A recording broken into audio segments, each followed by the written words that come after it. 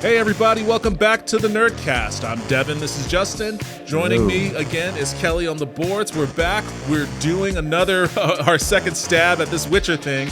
We recorded a review for The Witcher, but the video didn't turn out quite right, and I made some personal flubs on my own, so we're doing this again to make sure that we get our opinions on this show right. So thank you for joining us.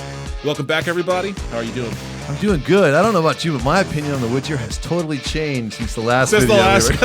It's completely the opposite. I watch it like 5 more times, and I think I finally get what's going on.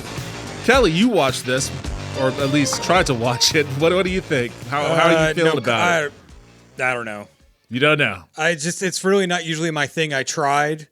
Let's just say I tried. It's just a thing. Yeah. Well, okay. It's really funny. So, and I prefaced the last attempt with this too. Is that what we have here is we have somebody who's read the books and played the games, somebody who's just played the games, and somebody who has done neither of those things.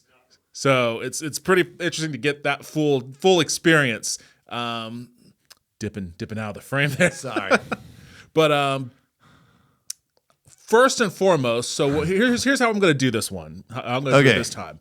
So I'm going to ask for favorite episode. I'm going to ask for least favorite episode. I'm going to ask for your favorite and I know what this is going to be, but your favorite character.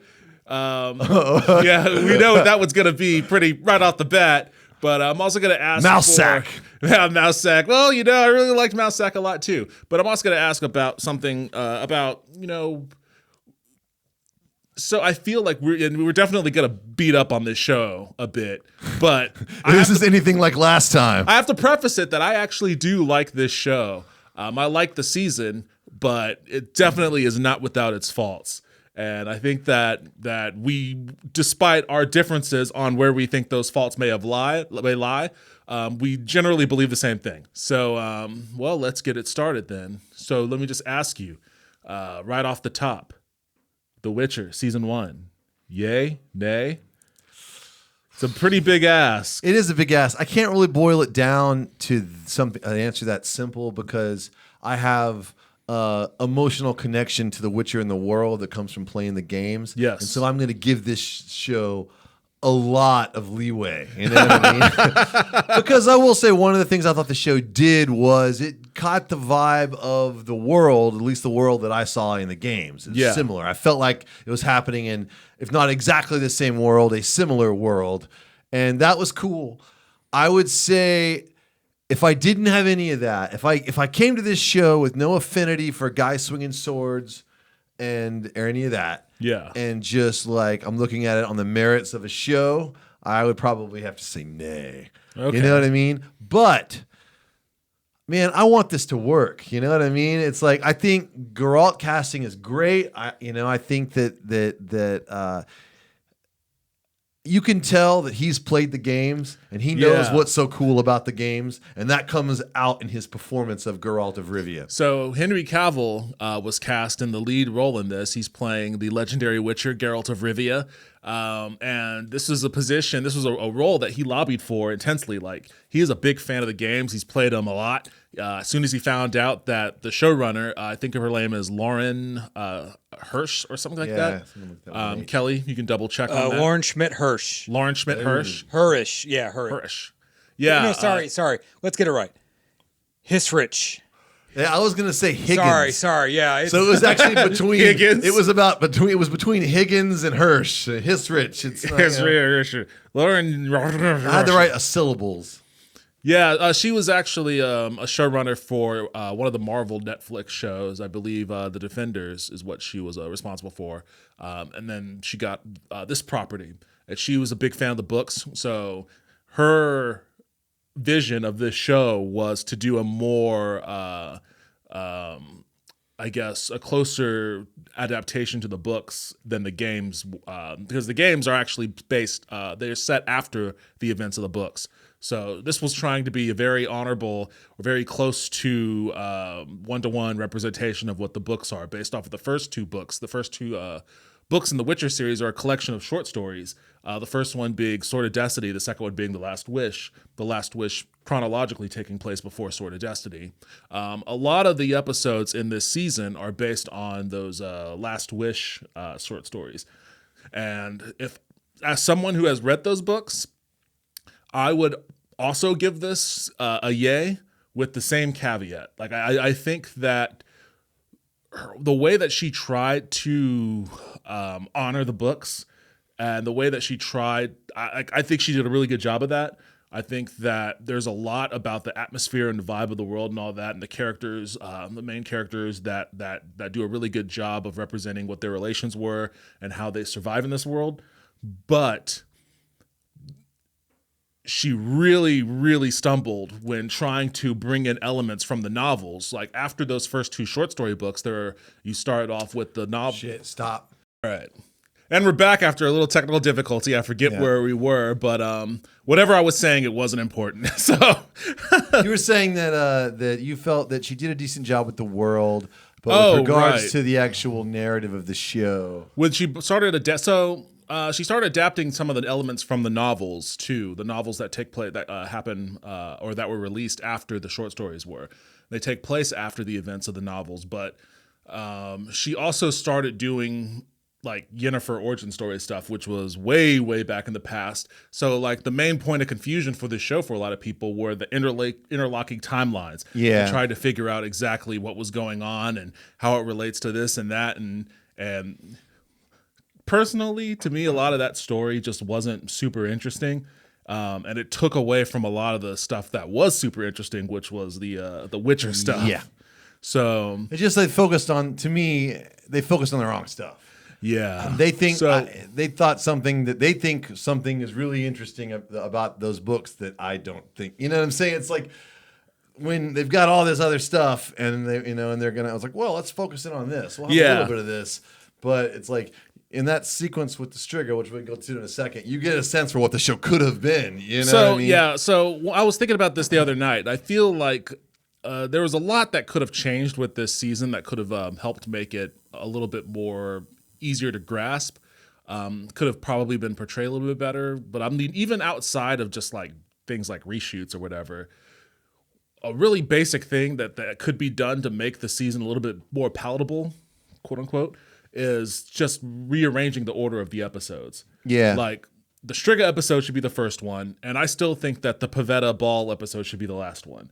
And like you could rearrange the order in most of the other ones, and without even having to do anything like crazy reshoots, you could get a much better through line of the story and end it in a way that actually makes you anticipate the next season. Because I think that another big failing is the biggest failing in my view of this, and we can get to this in a little bit later, is the last episode.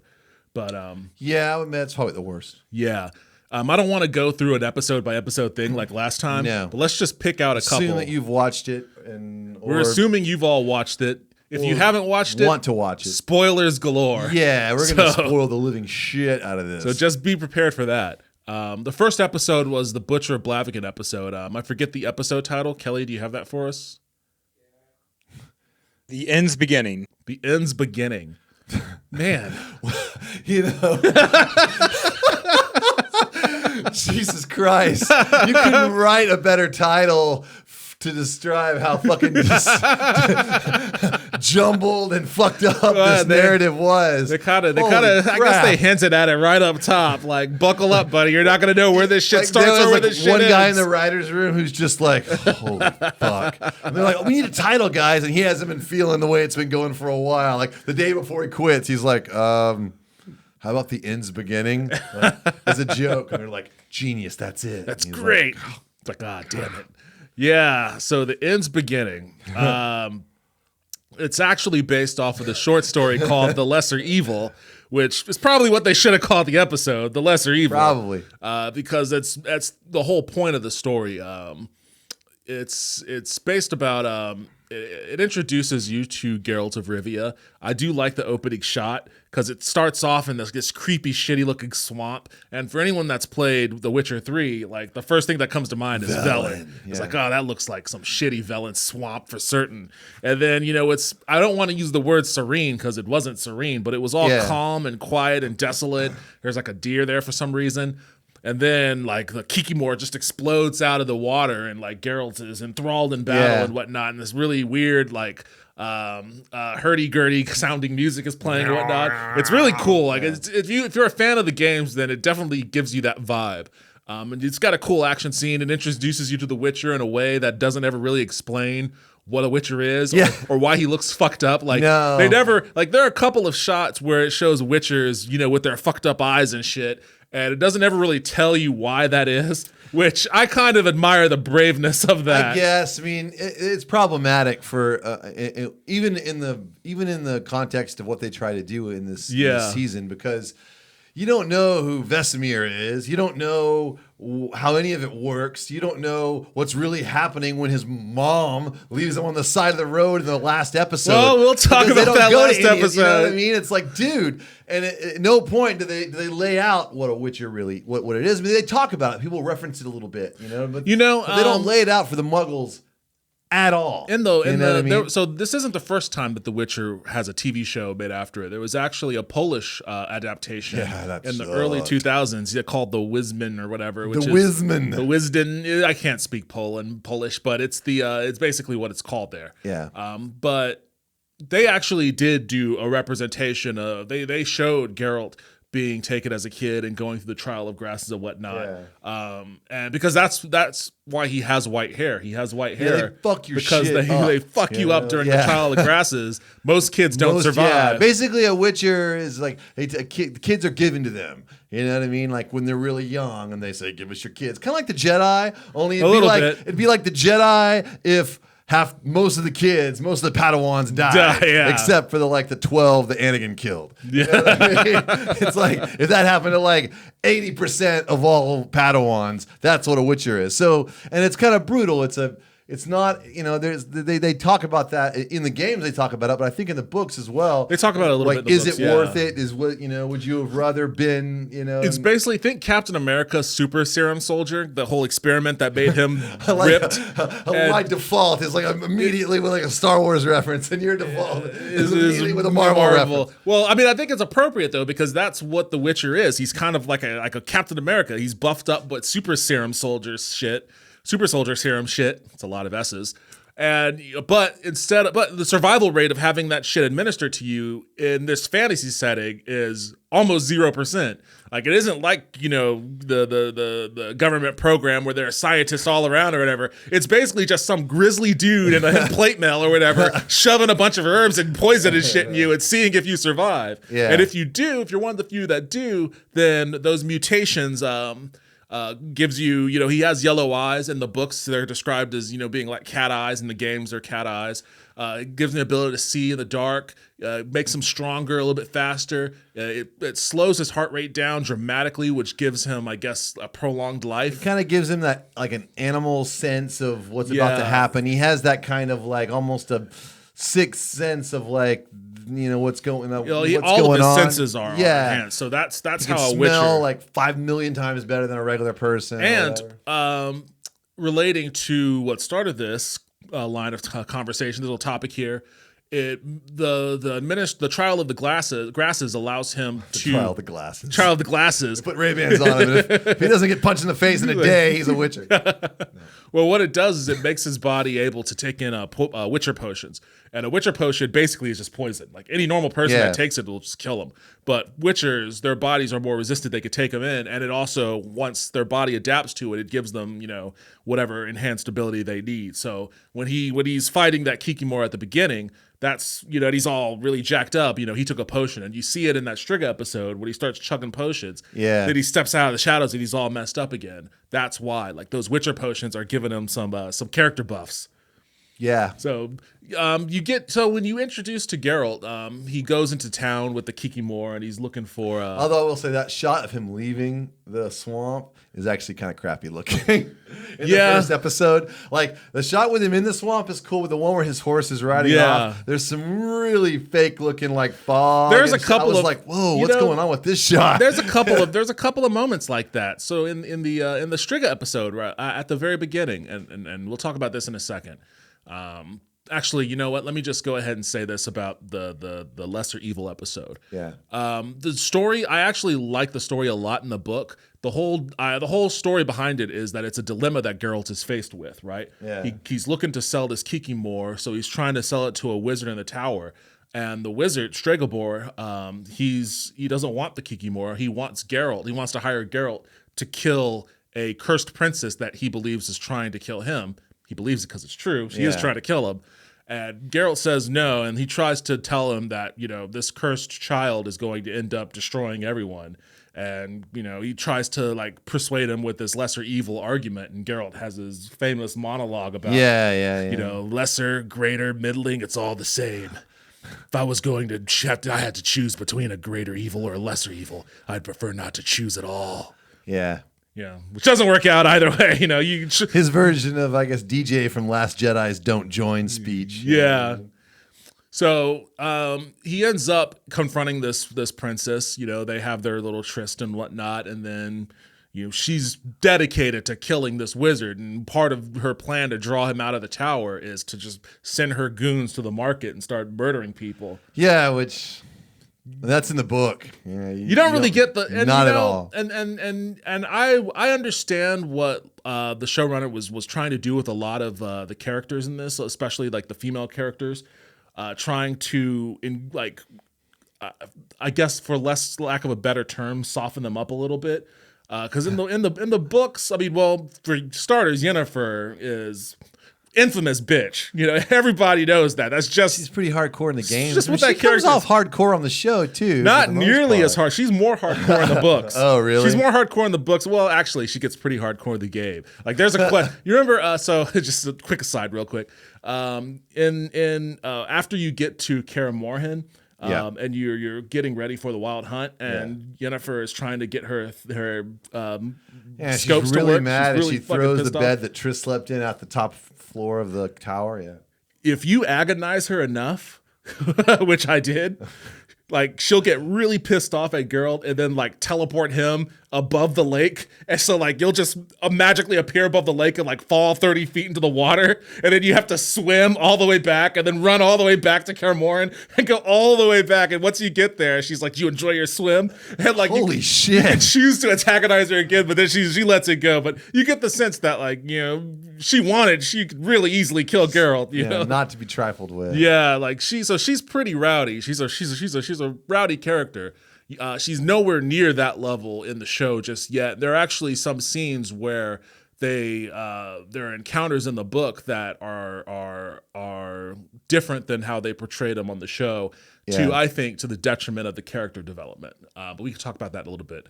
Renfri's character in the book, if I recall, they didn't have that romantic little tryst. There's no need for it. There wasn't really a strong connection to the character. She was just a character.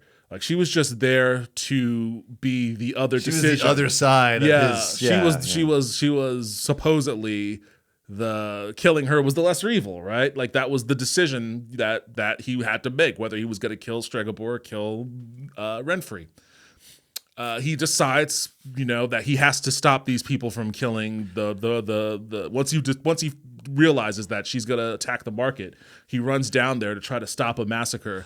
But they never really sell the threat of Renfri and her goons. They never sell it at all. So so in the show, it just seems a little random. I mean, have you watched? He just wakes up from a nap and is like, "Oh, she's gone." She's gonna go. Yeah. And the thing is that maybe I've only watched it once, but see, I knew the story of that. I had heard that story, and I didn't read it, but someone had told it to me. I was really expecting her guys to be fucking up the townspeople. Yeah. Because that's the whole reason that he goes to try and save, because he's like, he wasn't really going to get involved, but he's not going to tolerate her dudes just wantonly slaughtering the innocent people of this town. Yeah. So he's like, okay, fuck it, I'm involved. I'm going. I'm in. So he goes to rescue, but in the show, he just like randomly wakes up, goes, and they're not doing anything. Like there's nobody in the hanging market. out. There's nobody in the market. He just saunters around a corner, and then some dudes step out of the shadows and threaten him. And then try to shoot him. Yeah, and then he, of course, kicks the shit out of him. And that is an awesome fight Yeah, scene. it was an awesome fight. That was very well choreographed. Like, that looked like The Witcher fighting a bunch of goons. It did. It was great. But, again, the whole point of it seemed to be kind of like they buried the lead, Yeah. It's like they spent a lot of time, in these weird dream sequences with, this Renfrew character and all this kind of weird back and forth. But it was, the point of that short story was very simple. Yeah. There was so much jibber jabber, to quote Mr. T. It was too much jibber jabber, It's like, dude, get it. It's a simple concept, really. You know what I mean? You got, it's talking about his neutrality. He has to make, but you get a sense for his want to be neutral, but he will step in on the side of innocent people being hurt, which is kind of his thing. But at the same time, it plays into the irony of the fact that Witchers are so feared and reviled, you know what I mean, that even though he was there to save them, they turn on him and they start fucking him up. And you don't get the level of irony if they don't show you that they were there to actually kill, her guys were there to kill the townspeople. You know what I mean? I don't know. It just seems like they kind of buried the lead a little bit. So, Strega Bore, the wizard, he's played by Mads Mikkelsen's cousin or something like that. I forget the dude's name. I should look it up. Yeah, his brother, I think. His brother. Yeah, that's right. He does a great job of portraying Strega Bore as like the mad scientist with no morals and whatnot. He's just willing to do whatever it takes in order to reach his ends, right? Which is a type of evil character archetype that we've seen in these fiction, sci-fi, and whatnot before. Like, I think that getting that character across, I think generally they did an okay job. I think that the conversation between Geralt and Strega Bore in the tower was a little strained, but did you not? Again, I had to stop it. I had to stop it and rewind it and be like, why is he clean now? Oh. Well, the magical elements also in this show are not explained at all either. Like, I don't think any of the closest you get is that explanation of the curse of the Striga. But other than that, the thing is it's tough because they make so many jumps in time. You know what I mean? That little things like the costumes being different are like your only clue that it's 200 years in the past in some episodes. Yeah. So in an episode where their costumes are different, you know what I mean, than it just was. It's confusing because you're like, is this the same time? Is this the same? So also happening in this episode is the story of the sacking of Sintra by the Nilfgaardians. In a completely different timeline. Completely different timeline, later, right? Which you don't get a hint of at all because there's no like message on the screen that's like Sintra 12 whatever. There's nothing like that. It just shows it, Sintra. So without the prior knowledge, like I had read the book, so as I was watching it, even I was a little confused. I was like, wait a second. I get that this is taking place in a different time, but did the showrunner make a decision that these all are concurrent? Like, I didn't know if even that had been. So even for someone that read the books, it was a little confusing. The story that takes place in this episode with Ciri and all of that's actually further in the future than the Geralt stuff. So I don't know why they felt the need to introduce that into this episode. It's kind of neat, I guess, but it's ultimately a little. They redo that. They pretty much redo that episode in episode 7. I think. Yeah, they do. They basically retread a ton of it. Yeah. Only this time they actually have Geralt. Which makes a lot more sense since the show is called The Witcher. Well, it's kind of a weird reveal. It's like, oh, so now you're revealing to me this late in the game that Geralt was actually there the whole time. I mean, I guess it's cool that he was, but why are we wasting an episode on this? Like, we've already done so much stuff with Geralt at this point, that we almost feel like we're just burning daylight here. There's a lot of burning daylight in the show, and then you get little glimpses of awesome shit. You're like, dude, the show should just be that. You know what I mean? It's like, it doesn't have to be all that, but if it was a lot more of that than what we got, it would have been a lot better. And that's the thing, like simplicity. If you even look at like like multiple timelines, like look at like Pulp Fiction. You know what I mean? The movie. It's not all of the thing. The timeline. Well, that's a little linear. different. It is a little different. But because it's the same. It's the same time in general. It's just told non-sequentially. But they broke it up. It is, but you don't realize you're in the past until certain things happen. You're like, oh, okay. Yeah. And granted, it's over the course of a few days and not fucking 300 years or right. whatever. Well, I mean that's the thing though, because another thing that they don't explain is that witchers and sorceresses live for a really long time. Yeah, totally. So if you don't already have that inherent knowledge, you're just kind of wondering what the fuck is happening here. But what they do in Pulp Fiction that could have been done to some degree here is they break the points of every thing are broken down into the names of the story. Yeah. You know what I mean? So if it's the gold watch, it tells you the gold watch. Everything we're watching is the gold watch, And if it fits in the timeline is interesting by the end, but it's irrelevant with regards to that's what they did with this. Episode. That's why it's called The End's Beginning. Come on, man, get with it. I mean, if they really, really, really had to do all the screen time they gave to Yennefer and Ciri, they felt like this has to happen this season. This is just as important. They should have done it where it was like Geralt, you know what I mean, or something. Yeah, and we get everything we need to know about Geralt, all of his major episodes, all that in one chunk. Ciri. The thing, we get the times going by. I completely agree. Like, if they had just chunked it up to where, like, the first 2 episodes or so were Geralt, the second 2 were Yennefer, the last ones were Ciri or whatever, then, that would have actually helped maintain continuity through the timeline. It would have made the episodes much more coherent because, honestly, what I disliked the most about this season was just constantly context switching between, not just between stories, which is a thing. We talked about this in our Mandalorian reviews, like watching TV shows for me gets pretty tough because jumping back and forth between a bunch of character stories that I may not be interested in, or even if I am, like if I'm starting to reach peak interest in one story and then you cut me off to send me to another story. And Game of Thrones did that all the time. And I was annoyed on that too. Yeah, no, yeah. I mean, anyone who saw those Dorne episodes were like, oh yeah, Dorne, exactly. God damn it. Exactly, And that's what I loved about The Mandalorian is it's just a straight through line of what I want to see. And if The Witcher had more of that, then I would have loved it. But jumping back and forth between those stories in general is already a bummer to me. Adding in the fact that it's like all of this weird timeline shit, like that is even more of a bummer. So like I just want to jump up to the Strega episode because I think that The End's Beginning was, I think, a worthy attempt at introducing Geralt in the world, but I don't think it was a particularly successful one.